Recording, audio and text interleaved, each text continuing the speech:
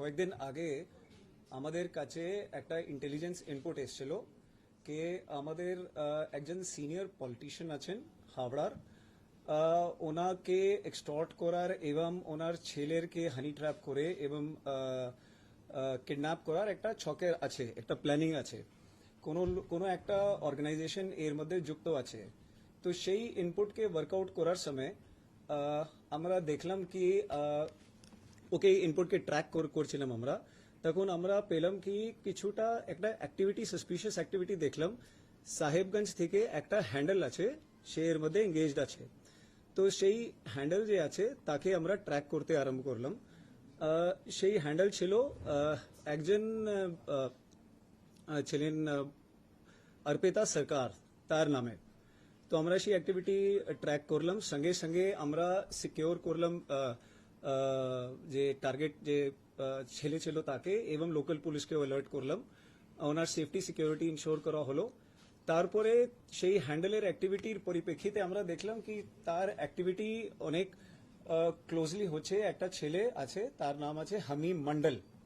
সেই ছেলেটি হাওড়ার और পিলখানা থাকতো আগে। আমরা দেখলাম ইদানিং ও বর্ধমানে শিফট হয়েছে। তো আমরা যখন এই অ্যাক্টিভিটিকে পুরোপুরি মনিটর করলাম, তারপরে অন 31st নাইট আমরা হামিম মন্ডলকে আমাদের হেফাজতে নিলাম ফ্রম বর্ধমান রেনেসাঁ রেজিডেন্সি থেকে। হামিম মন্ডলকে যখন আমরা কাস্টাডিতে নিলাম তখন ইন্ট্রোগেশন করে, তারপরে অনেকটা আমাদের টেকনিক্যাল অ্যানালিসিস করে আমরা কয়েকটা জিনিস খুব সিরিয়াস জানতে পারলাম। প্রথমে কি কয়েকটা আমাদের হ্যান্ডেল আছে যেটা যাদের সঙ্গে হামিমের খুব ক্লোজ ইন্টারাকশন চলছে। সেই হ্যান্ডেলের নাম আছে রানা, একটা ছিল উজাইর, একটা ছিল আবি জট 333 হামাদ। এইরকম কয়েকটা হ্যান্ডেল সঙ্গে ওর 2-3 মাস আগে ইন্টারাকশন স্টার্ট হয়ে ইনস্টাগ্রামে ফলো করতে আরম্ভ করে।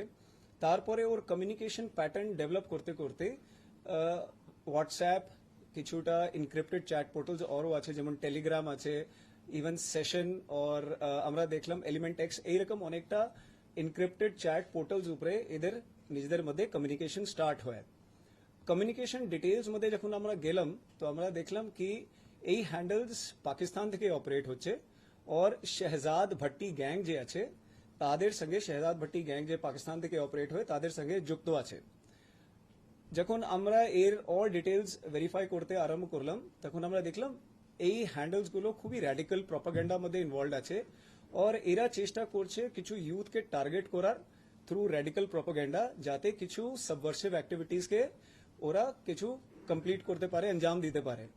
তো সেই পরিপ্রেক্ষিতে হামিম মন্ডল ওদের সঙ্গে অ্যাসোসিয়েট হয়, और হামিম মন্ডলের মাধ্যমে ওরা কয়েকটা, যা আমরা এখনো পর্যন্ত যে আমাদের তদন্ত মধ্যে জানতে পেরেছি, কয়েকটা সিরিয়াস রেভেলেশনস আমাদের সামনে এসছে।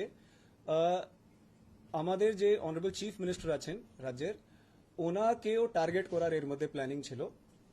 আমরা দেখলাম কি কমিউনিকেশন প্যাটার্ন মধ্যে আমরা জানতে পারলাম কি হামিম মন্ডলকে টাস্ক দেওয়া হয়েছিল কি ওনার কিছু মুভমেন্টস স্টাডি করতে এবং কিছু যদি আনগার্ডেড টার্গেটেড যেখানে হতে পারে সেই মুভমেন্টসগুলো রিভিল করতে।